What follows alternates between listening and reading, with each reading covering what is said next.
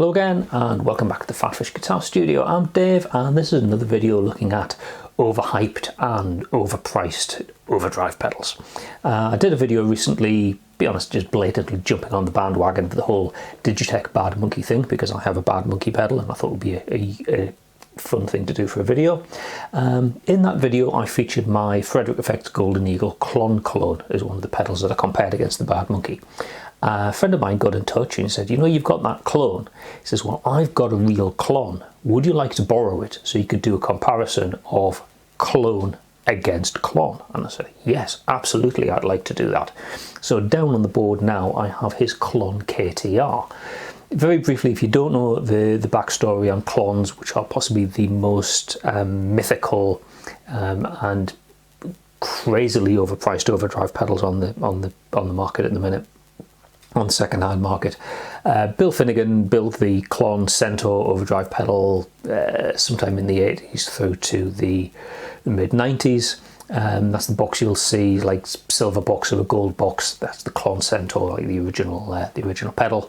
That went a bit crazy on the more than a bit crazy on the second-hand market. And Bill Finnegan came back and said, well, I'm going to start making those pedals again, and he makes them as the Klone KTR. It's basically a new edition of the Klone. It's the same circuitry and everything, it's just packaged up in a different looking box. So what I've got on the board is effectively the classic Klone sound. I also, as I say, have my Frederic Effects Golden Eagle Klone, which is based on the Klone Centaur, and just for the hell of it, I've got a third overdrive pedal which I thought I'd put in just so we can see how that fares in the mix. The guitar today, we've got the 1970 Gibson Les Paul Deluxe. It's got mini humbuckers. It's a really nice sounding guitar. Really enjoy this one. Going into the clean channel on the amp, and it currently sounds like this.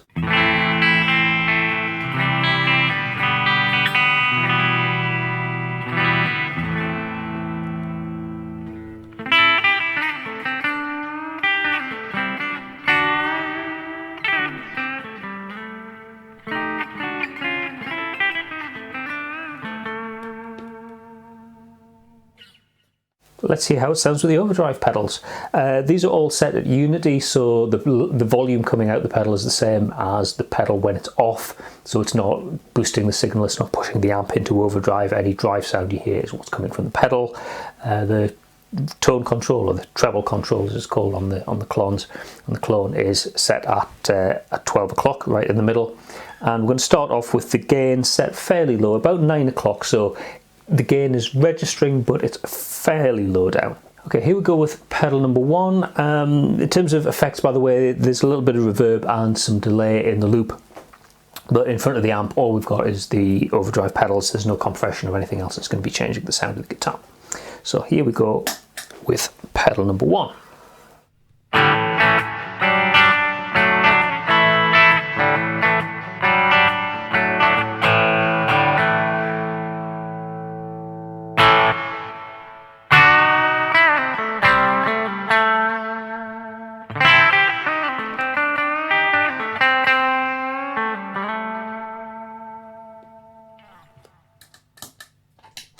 Pedal number two.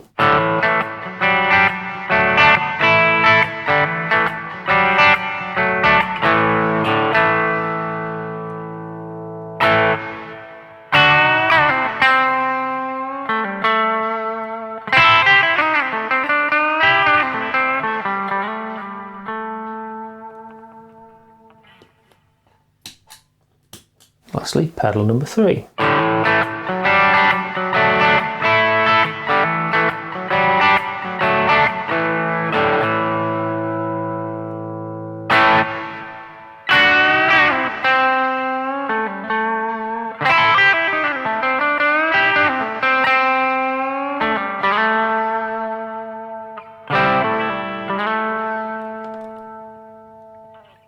So, what do you think of those first impressions? One maybe standing out more than the other, or do they all sound the same? Okay, we're going to change the drive settings a little bit, dial in a little bit more gain, take it to just over halfway, so about 1 o'clock, 2 o'clock sort of position.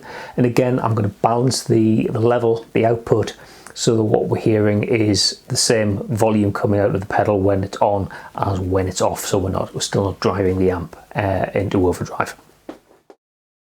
Right then, back with a bit more gain. Now these pedals now, we've got the gain over halfway, and that's kind of significant, especially with the Klone, because the Klone drive circuit is wired in an interesting way that for all there's only one gain knob, it's actually a double potentiometer inside, and that one knob controls two different things. And people who understand the circuit will tell you that it really doesn't start to do its magic until you get the gain over halfway. So maybe we're going to hear something that sounds a little bit more special this time around. Let's see. We'll start again with pedal number 1, doing these in the same order as last time.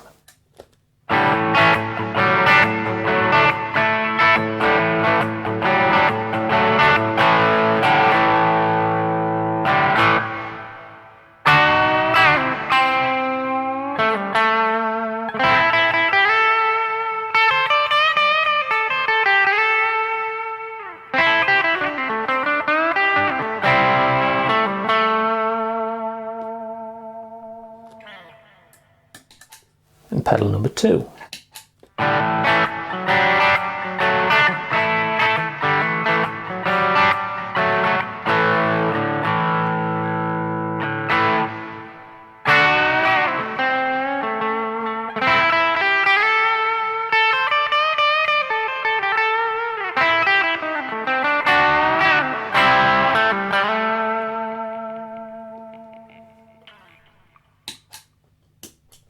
And pedal number 3.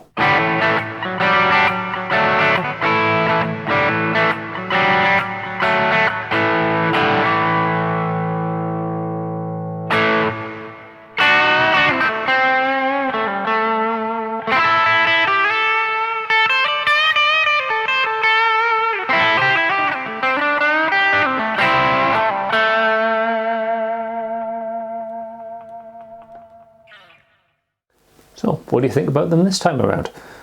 Sounding better? Sounding worse? If you had a favourite out of 1, 2 or 3, is that still your favourite, or have your tastes changed as we've increased the gain?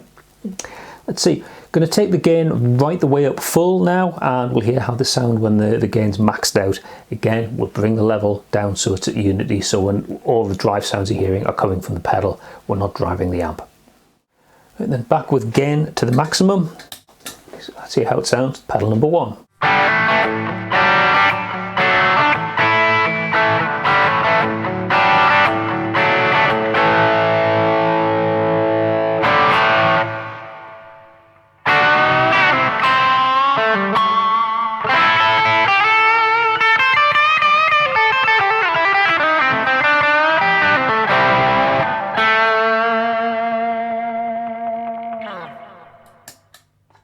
Pedal number 2.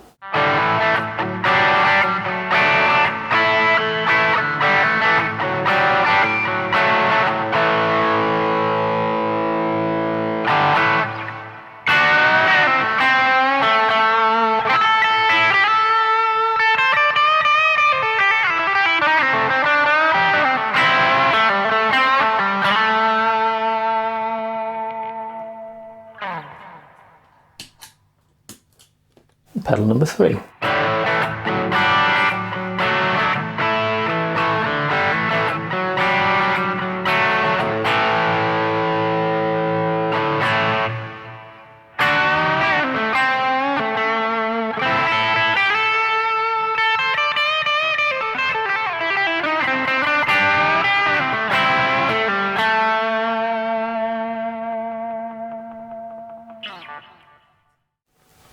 Okay, so there you go, 3 different overdrive pedals. Which one do you think sounded better? Do you think there was that much of a difference between them, or were they all just pretty much of a muchness? What were they? Well, pedal number 1, that was the Frederic Effects Golden Eagle, the clone of the Klone. Pedal number 2, that was the Klon KTR, the real Klone. And pedal number 3, the mystery pedal, that was the humble Ibanez TS9 Tube Screamer. Actually a Tube Screamer Mini, but yeah, it's a TS9. Now, Could you hear that much difference? In the room, I was hearing very, very little difference between the Klone and the Klone. Dave from the future here. I recorded my reaction to the sound of those pedals as part of that video shoot, but what I thought I'd do is sit down and listen to them properly through monitors without the distraction of being on camera, and just have a really focused listen to what I was hearing. Now in the room, I thought I was hearing a tiny bit of difference between the Klone and the Klone. Listening back, I don't think I am so much. Perhaps the difference I was hearing was more psychological rather than actual difference in sound. I don't know. But seeing as I'm here, having listened through the samples, I thought I'd talk now about my impression of the difference between the Klone and the Klone, or lack of difference. People talk about the Klone as being some sort of mythical thing, and then certainly I think some of the mystique about that is the fact that when it was originally built, the circuitry was covered with this black epoxy goop to stop people seeing what the actual circuit was. It deterred people, it didn't prevent them. If you want to go onto Google, you can easily find a circuit diagram for a Klone Centaur. It's not a secret anymore. And the important thing is that what's going on in that circuit is happening because of electronic components. It's happening because of diodes and capacitors and transistors and op amps and all various other bits and bobs that go onto that circuit board to give you the Klone circuit. Those are just electronic components. Those are components that you can get from an electronics components supplier. There's nothing so special about what goes into the Klone that, people say, oh, there's special diodes. The diodes are just electronic parts. There's nothing so esoteric about them that you can't get those sorts of things on the open market. And if you've got the electronics competence, you can use a soldering iron and whatnot, you can put that circuit together. There's nothing about the Klone where it's got a monopoly on the particular components. That's why clones are so ubiquitous. Everybody, I think, who's in the pedal game has a Tube Screamer clone, and they have a Klone clone, or something that's very heavily based on those circuits. So the idea that you have to pay hundreds or thousands of pounds to get a Klone because it's got some special pixie dust components in is just rubbish. Those are components that you can get off the shelf and use in a circuit of your own for a fraction of the price. It's not worth paying all that money extra. Even if there were special pixie dust components in the Klone and something else in the clones, could you actually hear that much of a difference? Listening back through the monitors, I don't think I'm hearing enough of a difference to convince me that unless I was doing a really clinical A/B test, that I could justify paying a lot more money for a genuine Klone Centaur or Klone KTR compared to a Klone. The difference in sound is so marginal that just picking up a Klone and listening to it, yeah, it sounds like a Klone, that's good enough. And talking about the idea of these are just individual electronic components, these are manufactured with certain ratings, there's certain level of capacitance in a capacitor, certain levels of resistance and resistors and all that sort of stuff. But these are still subject to manufacturing tolerances. So if you had a capacitor of so many microfarads, those would come from a batch of components from a manufacturer, where there'll be so there can be X microfarads, give or take 10%. So even if you built exactly the same circuit with the same rating components from the same supplier, there could still be tiny little variances in there just because of the differences in the components. Other really subtle, almost minuscule differences, like the size of the enclosure. A Klone enclosure generally is quite large. My Frederic Effects Golden Eagle is like a medium size kind of a form factor box. You get mini pedals, like the much smaller size. Does that make a difference? Actually, yes, in theory it does, because those electronic components on the circuit board, they dissipate heat, and the heat will build up inside of the case of the pedal, and that can affect the way other components in there behave. You know, particularly things like diodes, I think, are quite sensitive to heat.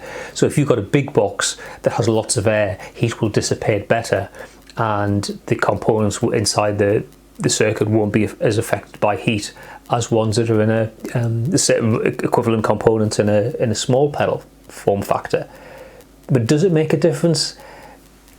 That much that you could only hear if you were doing a really clinical side-by-side test. You know, just sitting in the studio, recording stuff, listening back through a half decent set of monitors here, and I listen back through some headphones. I'm not hearing a substantial difference. I'm hearing maybe a marginal tiny difference between the Klone and the Klone. And then just listening to those next to the Tube Screamer, which does a similar sort of thing. It's a slightly mid-humped, light to medium gain overdrive. To be honest, the sound of the Tube Screamer is not a million miles away from the Klone. And that, you know, Tube Screamer or a Tube Screamer clone you can pick up for a very modest amount of money. So the idea of something like a Klone justifying its price of literally thousands of pounds. You know, if you look on Reverb, Klone Centaurs are going for thousands of pounds or thousands of dollars. Even the Klon KTR, many hundreds of pounds. You don't have to look too hard to find some that are going for four figures. Is it worth it? I don't think so. It's similar to what we were seeing, I think, with the Bad Monkey pedal recently, since Josh Scott did his video about the Bad Monkey. The second-hand market for those just went crazy. People are kind of jumping on the bandwagon, jumping on the hype. Guitarists are notorious for chasing down tone and getting obsessed about things, but really, if you just take a step back and listen objectively, the difference between a genuine Klone KTR, which would cost you hundreds and hundreds of pounds to go and buy, versus a Klone, a very good Klone that you could pick up for, I think the retail on the Golden Eagle is about £125 now, and there are many other clones probably for less than that. There's not a whole lot of difference in sound. You know, even a comfortably sub £100 pedal like a Tube Screamer or an even cheaper Klone, it'll do the job just as well. Don't obsess about that final, you know, fraction of a percent of difference in sound. It doesn't make that much difference. Everything you've heard in this video was just me playing in the studio. Get that into a mix where you've got all sorts of other things competing in the sonic spectrum. You know, tiny marginal differences that you've paid hundreds or thousands of pounds for. They just evaporate. So, does a Klone sound like a Klone? Well, based on what I've recorded and what I've just been listening to here, yes, it does. And to be honest, you'd expect it to, wouldn't you? Because it's a clone, it's a copy, it's a replica of something, and it sounds like the thing that it's replicating. So, you know, it's up to you what you do with your money, but is it worth you spending hundreds and hundreds of pounds on a KTR or thousands of pounds on a Klon Centaur? Well, it's nice to have something which is like the OG overdrive pedal, but in terms of what it's going to do for your guitar sound, I would say get a modestly priced pedal and spend the rest on more worthwhile things, you know, gear that'll make a more significant difference to your sound, or spend it on things that will make you a better guitar player, like lessons and things like that, rather than, you know, throwing all your money into some box of tricks which will do same sort of thing that a pedal for maybe 50 quid, 60 quid or something like that will do for you anyway. Okay, those are my thoughts having listened back to the audio. I'll hand back to Dave from the past to close off the video. Right, that was a bit of a quick video, done in a bit of hurry, but I'm really busy at the minute and I've only got the Klone on loan for a limited period of time, so I wanted to get in the studio and get this video shot. hope you found the video useful. If you did and you enjoyed it, please click the like button down there. If you really enjoyed it and you want to see other things that are posted on the channel, then please click the subscribe button, which is also down there. You're welcome to leave a comment. Let me know your thoughts on these pedals, you know, overdrive pedals and the market in general. Yeah, please leave a comment, but YouTube doesn't always let me know when people leave comments on videos, so if there's something specific you want to ask me, whether it's about guitar pedals, guitar gear, playing guitar, music theory, anything at all, you're better off going here, filling that form in, send your question in, that way it comes direct to me and I get around to answering it in a future video.